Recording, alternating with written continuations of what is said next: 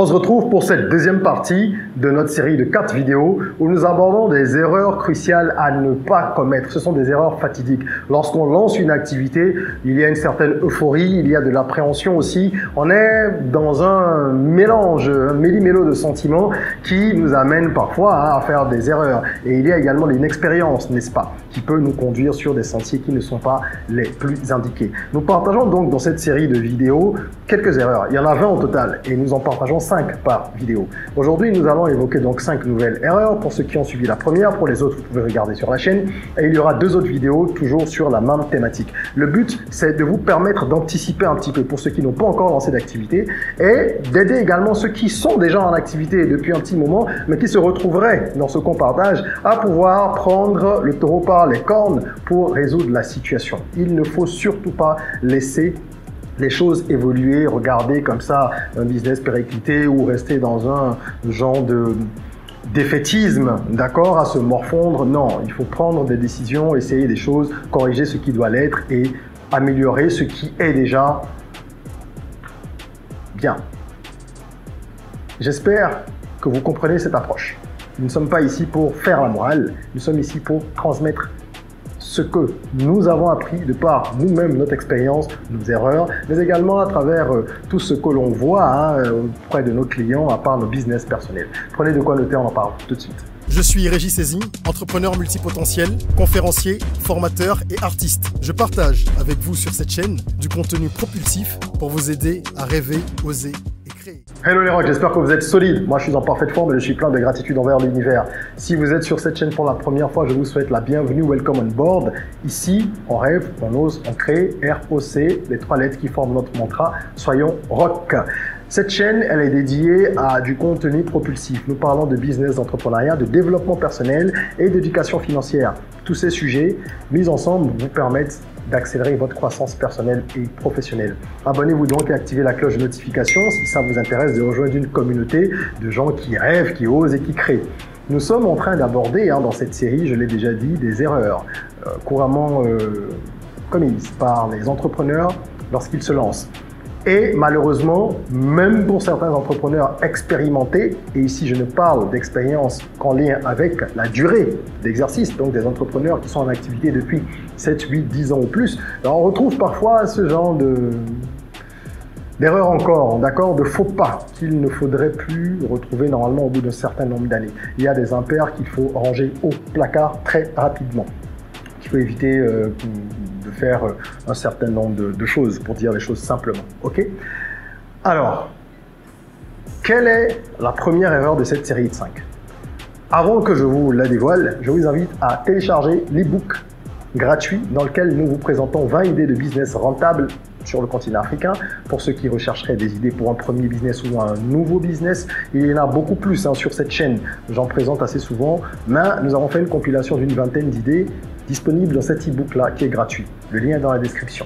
Première grosse erreur, elle consiste à être trop optimiste sur les prévisions au niveau des rentrées d'argent surtout. Lorsque vous êtes trop optimiste sur la rentabilité de votre entreprise, eh ben, ça peut vous conduire dans un véritable dilemme. Pourquoi? Vous faites un scénario dans lequel vous vous dites « Ok, premier mois, je vais vraiment tout déchirer et mon chiffre d'affaires, c'est 2 millions pour mon business. » Si dans votre secteur et pour l'investissement que vous avez fait, c'est déjà un montant important, c'est que vous êtes optimiste. Donc l'optimisme ici, il est bien sûr relatif, d'accord? Donc supposons que 2 millions, ce soit un objectif optimiste dans un cas de figure donné.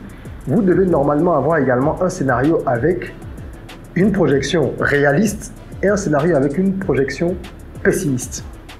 Et les meilleures entreprises, ce sont celles qui parviennent à survivre, même lorsque c'est le scénario pessimiste qui se confirme. C'est-à-dire, le scénario pessimiste, je gagne 1 million, le scénario optimiste, 2 millions, le scénario réaliste, 1,5 million par exemple. Une entreprise qui arrive à survivre alors qu'elle ne réalise qu'1 million de chiffre d'affaires, scénario pessimiste tous les mois pendant 1 an, c'est une entreprise qui a un gros potentiel et une grosse marge de progression. Et donc, il faut faire ce travail. Beaucoup d'entrepreneurs sont tellement enthousiastes qu'au début, ils se disent « Non, ça va cartonner tout de suite, tu vas voir. On va faire de gros profits très vite, dès le premier mois. » Là, vous êtes en train de sous-estimer la difficulté de l'entrepreneuriat. L'entrepreneuriat, c'est difficile. Tout business qu'on lance va demander un temps d'adaptation pour le marché. Le marché va devoir s'adapter et va devoir adopter également votre solution, qu'il s'agisse d'un produit ou d'un service.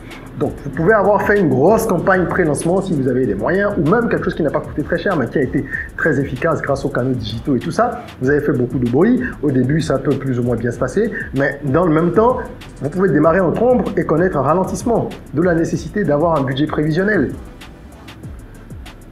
D'accord?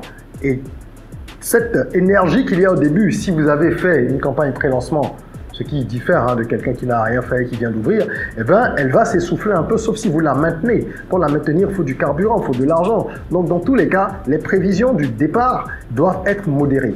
Vous ne pouvez pas arriver tout de suite commencer à casser des briques, c'est-à-dire faire de très gros chiffres. Si ça arrive, ça va peut-être s'essouffler. Et encore une fois, ce sont des exceptions. Généralement, c'est un peu lent, ça monte. Ou alors, pour avoir une croissance progressive, lente mais régulière, où ça snack, ça explose. Mais je veux juste attirer votre attention là-dessus. Parce qu'il y a beaucoup de gens qui après ont du plomb dans l'aile parce qu'ils n'ont pas prévu ce qu'il faut au niveau financier pour tenir. Et leur morale également prend un coup. Ça, c'est en lien avec le deuxième point qui consiste à ne pas avoir de fonds de roulement. Vous n'avez pas de fonds de roulement. Comment vous faites lorsque vous avez besoin d'argent pour les charges, pour faire tourner la baraque? D'accord? Pour tout ce qui est opérationnel, coût opérationnel, alors que vous avez de l'argent dehors. Vous avez vendu une prestation à un client qui vous paye 2-3 mois plus tard, ou vous livrez des produits dans un supermarché. Et on va vous payer à 90 jours. Ou dans de grands hôtels. Plus les partenaires que vous avez sont gros, plus les conditions de paiement peuvent être élastiques. Moi, j'ai déjà eu dans certains business des paiements à plus de 3 mois, c'est-à-dire c'est 90 jours, fin de mois sur le papier, ça n'intervient jamais à ce moment-là, il faut faire des relances, etc. Finalement, on se retrouve à 4-5 mois, mais c'est un très gros client. Donc, soit tu joues selon ses règles, c'est-à-dire la règle des 3 mois sur le papier, mais des 4-5 mois dans la réalité, ou soit tu t'en vas. Et en attendant, tu as des charges qui n'attendent pas, parce que le propriétaire, il faut payer son local. Les salaires, il faut les payer. Si tu es assujetti par exemple à certains impôts, tels que la TVA, il faut reverser, idéalement pour éviter d'avoir des pénalités après à payer tout ça et pour avoir une gestion bien fluide. Donc si vous voulez comprendre ces éléments-là, qui sont des éléments basiques, vous pouvez vous former.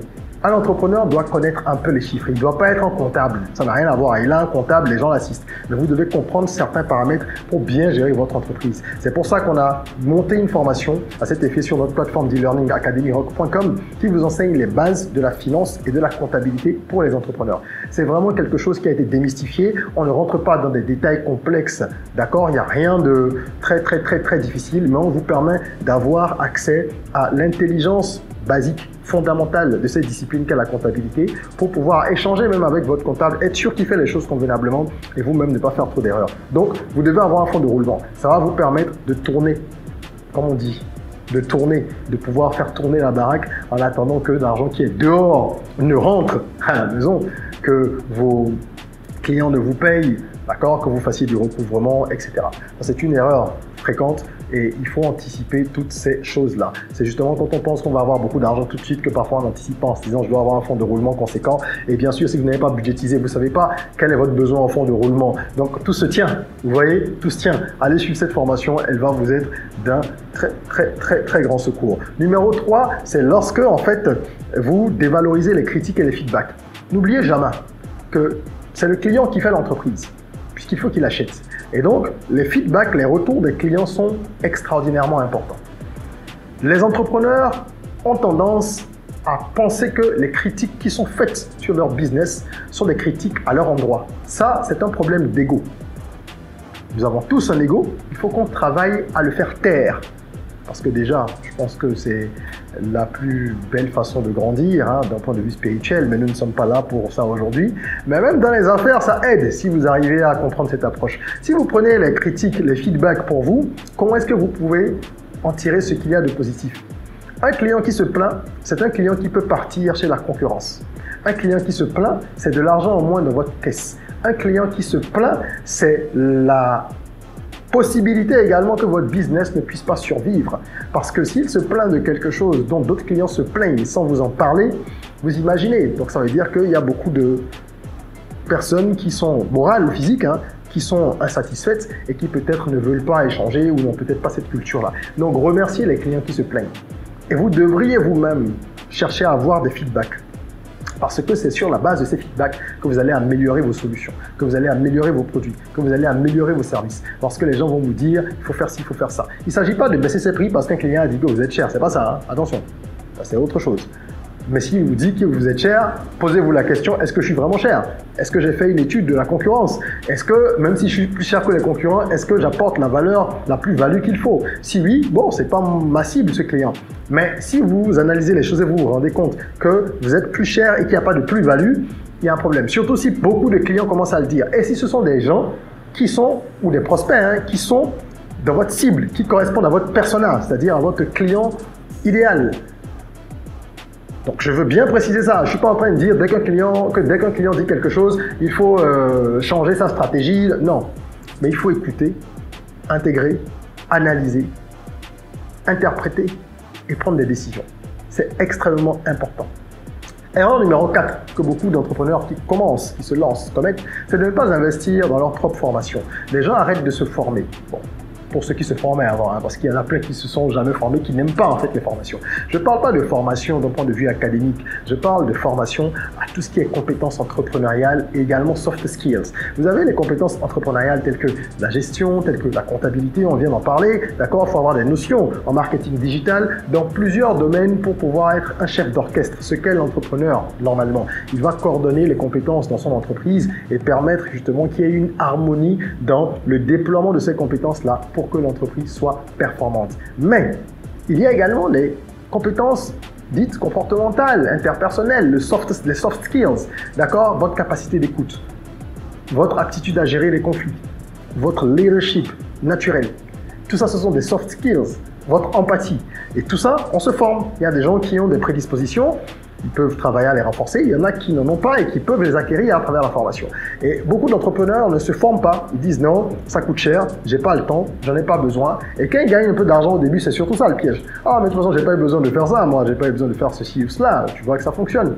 Les entrepreneurs qui durent, qui restent stop pendant longtemps, ce sont des gens qui se forment continuellement. Ce sont des gens qui ont des coachs qui payent des milliers et des milliers et des milliers de dollars l'heure pour pouvoir aller extrêmement vite. Ce sont des gens qui achètent des formations sur academyhero.com, évidemment, chez nous, mais ailleurs aussi. Je parle de façon très sérieuse, qui achètent des formations, que ce soit en ligne. Évidemment, quand vous avez plus de moyens, après, vous avez des formations en one-to-one. Vous faites accompagner vraiment. Ce sont des choses que nous offrons aussi, au-delà de notre plateforme d'e-learning. Vous pouvez booker une ou des séances de coaching avec moi, le lien est en description et je vous accompagnerai. Donc c'est ça, un entrepreneur, c'est quelqu'un qui se forme constamment, qui regarde des vidéos sur YouTube, qui fait de la lecture, mais quel type de lecture et quel type de contenu? C'est là que se situe la différence. Il faut savoir choisir pour atteindre ses objectifs. Tout ce que vous menez comme action doit concourir en fait à ça, à l'accomplissement de vos objectifs business et personnels aussi. Ça s'appelle l'alignement des actions avec les objectifs.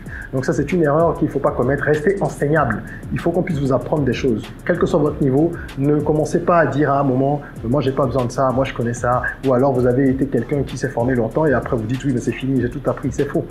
Le monde va super vite. Aujourd'hui, regardez le nombre d'IA qu'il y a tous les jours, les outils d'IA. Et même un seul outil, vous prenez un outil populaire comme ChatGPT, est-ce que vous pouvez l'utiliser à 20-30% de sa capacité? Je ne suis pas sûr. Et il y a des gens qui forment pour ça. Il y a des gens qui sont très pointus là-dessus. Si vous avez besoin de maîtriser cet outil, faites-le. Faites-vous former. Ça peut être d'autres IA. Donc, on va toujours être en besoin de formation. Toujours. Parce que le monde évolue, les choses fluctuent et il faut se maintenir à niveau, il faut se mettre à jour. C'est très important. 5e erreur de cette série, refuser de déléguer. Je sais que beaucoup vont se retrouver parce que les entrepreneurs ont du mal à déléguer. C'est aussi vrai que lorsqu'on délègue, on est déçu. Ça arrive souvent. On se dit que les collaborateurs n'ont pas fait comme on aurait voulu. On doit parfois repasser derrière. Et repasser derrière, ça prend plus de temps, donc c'est agaçant. Quand quelqu'un fait quelque chose et que vous corrigez, vous devez lui expliquer ce qu'il a mal fait et donc le former en même temps. Et donc oui, ça prend du temps, c'est pompant, mais vous devez déléguer. Parce que si vous ne le faites pas aujourd'hui, demain, ça vous rattrapera. Vous refusez de passer un peu de temps à montrer à quelqu'un comment on fait parce que vous voulez soi-disant aller vite ou parce que ça vous agace. Mais demain, ça va être compliqué. Vous ne pourrez pas, vous, continuer à travailler sur d'autres choses. L'entrepreneur qui fait tout, c'est un entrepreneur qui ne veut pas aller très loin. Au début, on fait tout. Quand on est seul, et surtout quand on démarre une activité avec des moyens très modestes. Moi, je l'ai fait à plusieurs reprises. Il y a une dizaine d'années maintenant, quand je lançais mes premières activités, mes premiers business, mes premières entreprises, on va dire, formelles. J'étais consultant au départ. Après, j'ai créé un cabinet de communication avant de créer une boîte dans l'agroalimentaire. Chacune de ces boîtes-là a connu beaucoup de succès pendant que j'essayais d'autres choses à côté qui ne fonctionnaient pas forcément. Mais à chaque fois que j'ai commencé ces deux boîtes-là, que j'ai ouvert, ces deux boîtes, celle dans la communication et celle dans l'agro, même les autres, pour la plupart, pas tous, mais pour la plupart, j'étais seul. C'est-à-dire que je commençais, j'avais pas beaucoup de moyens surtout, et donc je commençais avec ce que j'avais et j'avançais. Et à ces moments-là, on fait tout, c'est normal. C'est très important de passer par cette étape. Attention, suivez bien mon propos. C'est important de commencer par cette étape. Ça vous permet de savoir comment on fait chaque tâche. Comment est-ce que les différentes tâches sont connectées et comment les départements devraient être ensemble après interconnectés.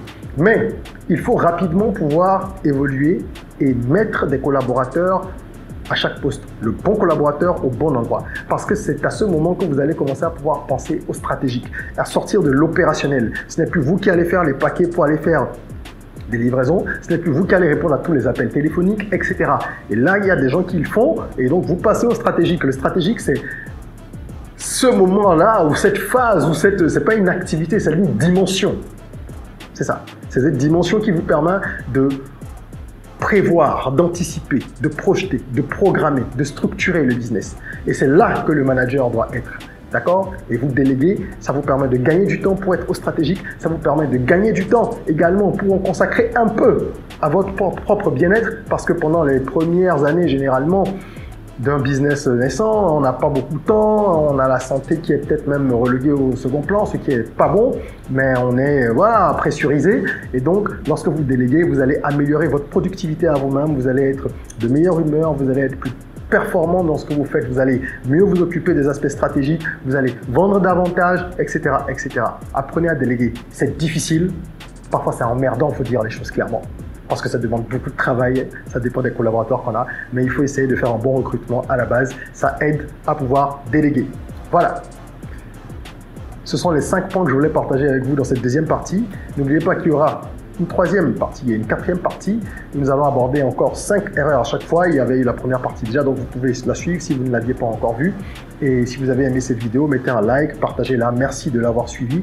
Le plus important, c'est vraiment de créer l'interaction aussi. Donc, laissez vos avis en commentaire. On peut échanger là-dessus. Et c'est ainsi qu'on s'enrichit, d'accord, des échanges mutuels pour pouvoir grandir et faire grandir notre belle communauté rock. Plusieurs liens sont dans la description, comme je vous disais. N'hésitez pas à faire un tour pour voir tout ce que nous proposons dans l'univers rock, les produits, les services, également l'e-book gratuit. Okay. La musique de développement personnel qui bien sûr est gratuite, elle est en streaming disponible et tous les autres éléments de l'univers rock. En attendant qu'on se retrouve pour une nouvelle vidéo, prenez soin de vous, de votre corps mais aussi surtout de votre mind. Arrivons, osons, créons, soyons rock.